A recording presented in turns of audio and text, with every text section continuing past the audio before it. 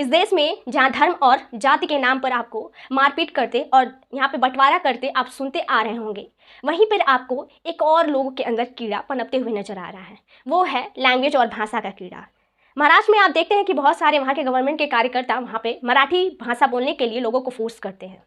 UP, Bihar, Jharkhand के लोग अगर महाराष्ट्र, मुंबई जैसे बड़े शहरों में काम के सिलसिले में अगर जाते हैं तो ये उनकी सरकार की गलती है और उन सरकार की यहाँ जो है विफलता का कारण है कि उन्हें मजबूरन दूसरे शहरों में जाना पड़ता है। और वहाँ पे जाने के बाद भी अगर वहाँ की सरकार और वहाँ के लोग उन्हें प्रताड़ित करते हैं और ये बोलते हैं कि आप उनकी भाषा यानी मराठी भाषा बोलिए, तो उनके लिए कितनी दुखद की बात होगी। और उनके साथ मारपीट की जाती है, उन्हें परेशान किया जाता है, उन्हें उस राज्य से भगाया जाता है, ये कहकर कि उनको उनकी लैंग्वेज जो है नहीं आती है।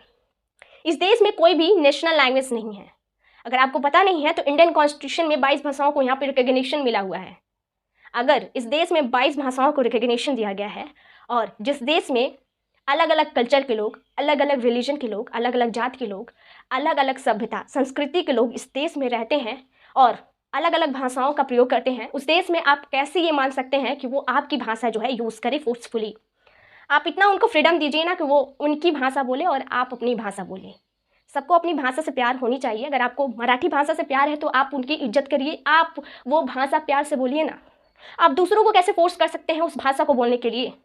अगर वही लोग आप यूपी में आए और वहाँ पे भोजपुरी या फिर हिंदी, मराठी, कोई भी तमिल बोलने के लिए मजबूर किया जाएगा तो आपको कैसा लगेगा? ये जो लैंग्वेज का कीड़ा है पहले साउथ तमिलनाडु में हुआ करता था, लेकिन धीरे धीरे पूरे देश में फैल रहा है। तो ये बहुत ही दिक्कत की बात है। और एक इंटरनेशनल लैंग्वेज है, वो है इंग्लिश। वो मैं मानती हूँ कि सबको आना ही चाहिए और ऐसा नहीं है कि एकदम आना ही चाहिए, लेकिन वो आता है तो लोगों की कम्युनिकेशन जो है वो बहुत ही आसान हो जाती है, एक दूसरे से बात करना।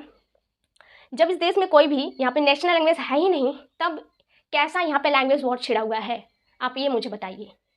बाकी यहाँ पे पॉलिटिक्स का खेल है और यहाँ पे लोगों को अब लैंग्वेज के आधार पर बांटने की कोशिश की जा रही है। पहले धर्म और जात के नाम पे यहाँ पे बांटा गया, अब लैंग्वेज के नाम पे बांटा जाएगा।